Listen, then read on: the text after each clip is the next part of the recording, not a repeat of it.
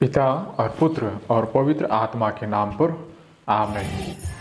ख्रिस्त में मेरे प्यारे भाइयों बहनों, आज हमारे लिए, हमारे पवित्र कलीसिया के लिए, हम भारतीय लोगों के लिए आज विशेष दिन है। आज 15 अगस्त का दिन है जो हम भारतीय लोगों के लिए 75वां स्वतंत्रता दिवस हम आज मना रहे हैं। हम जानते हैं हमारा भारत देश 200 वर्षों तक अंग्रेज़ों के गुलाम में वे पले बढ़े और 200 वर्ष के बाद 1947 में हमारा देश आज़ाद हुआ और यह आज़ादी दिवस आज हम वर्षगांठ के रूप में मना रहे हैं। आज हम सभी भारतीय लोगों को खुश होने की आवश्यकता है और हमारे सभी सैनिक लोगों के लिए, हमारे भारतीय राजनीतिक नेताओं के लिए प्रार्थना करने की आवश्यकता है कि इस स्वतंत्रता को जरूर हम प्रत्येक जन समझे कि कैसे हमें प्राप्त हुआ, किनसे हमें छुटकारा मिला। क्या आज वह छुटकारा हम सच में अनुभव करते हैं? क्या हमारे राजनीतिक नेताएं, हमारे जो लोग बड़े बड़े पद में हैं, क्या वे इसे समझते हैं और उसे अपना कर्तव्य समझकर क्या हम भारतीय लोगों को उस प्रकार का स्वतंत्रता का रूप समझकर क्या हमें वह समझाते हैं या तो हमें क्या वह मिल पा रहा है? यही सब हम आज के दिन में मनन चिंतन करें। और दूसरी चीज़ है हमारे पवित्र कलीसिया के लिए, क्योंकि आज के दिन ही 15 अगस्त को हमारी माता मरियम का स्वर्गरोहण होता है। माता मरियम स्वर्ग में आरोहित कर ली जाती है और इसे मनाने के लिए हमारे पुरखे ख्रिस्तीय लोग कई वर्षों से इसे मनाते आ रहे थे। उनका विश्वास भी यही था कि हमारा माता मरियम इस धरा पर कितने वर्ष तक रही और इसके बाद क्या हुआ, वे कहाँ गई।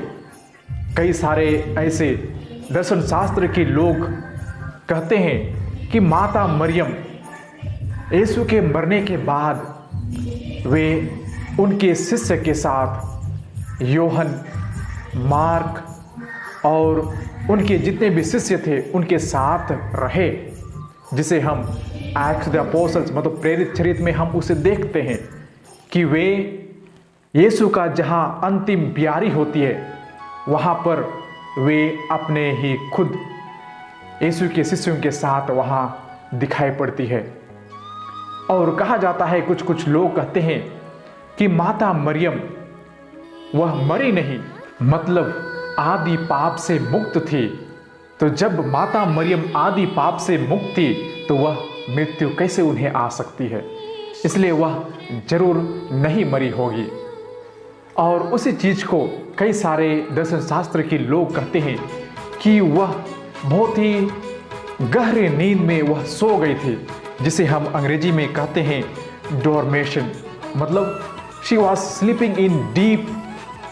और उसी समय उसे स्वर्गदूतों ने उन्हें उठा ले गया। और यह भी कहा गया है कि जिस पवित्र आत्मा ने, गाब्रियल दूत ने मरियम को संदेश दिया था, वही गाब्रियल दूत मरियम के पास आकर कहती है कि आपने अपना कार्यकलाप इस धरा पर आपने पूरा किया है और अब आपका जाने का समय आ गया है। तो माता मरियम कहती है कि मैं यहाँ पर बहुत ही खुश हूँ, मुझे बहुत ही प्यार मिल रहा है। जितने भी यहाँ यीशु के शिष्य हैं वे अपना कार्यकलाप कर रहे हैं। तो दूत कहता है कि आपने अपना सभी कार्य खत्म कर चुके हैं और आप अपने पुत्र से वहाँ जाकर मिल सकते हैं। तो वह बहुत ही खुश हुई और कही कि जरूर मैं अपने पुत्र से मिलना चाहती हूँ। और उसने पूछी कि मैं आपसे यह भी प्रार्थना करती हूँ कि आप हमारे जितने भी यीशु के शिष्य थे उन्हें भी हमारे पास ले आना, क्योंकि मैं उनके वचनों को सुनना चाहती हूँ। जब मैं इस धरा पर थी तो मैं तो यरूशलेम में थी, मैं तो यीशु के बारे में ज़्यादा नहीं सुना और ना ही जानती हूँ, लेकिन उनके अपने शिष्य उनके साथ रहे और वे बहुत सारे चीज़ जानते हैं उनके बारे में। इसलिए मैं उनके बारे में अपने ही शिष्यों से सुनना चाहती हूँ, मैं जानना चाहती हूँ यीशु मसीह के बारे में। यह उनका सोच और उनका मतलब गाब्रिएल दूत के पास रखती है। और इसी प्रकार कई सारे ऐसे चीज हैं जो हमारे पुरखे लोग 5वीं सेंचुरी में, मतलब 5वीं सदी में, 8वीं सदी में वे यह त्यौहार बहुत ही धूमधाम से मनाया करते थे कि हमारी माता मरियम स्वर्ग में रोहन कर ली गई है। और इसी चीज को 1950 ईस्वी में हमारे संत पापा पाइस दी 12th मतलब पाइस 12वीं ने यह अनाउंस किया कि हम इस त्यौहार को बहुत ही धूमधाम से मनाएंगे क्योंकि माता मरियम सच में स्वर्गरोहण की है।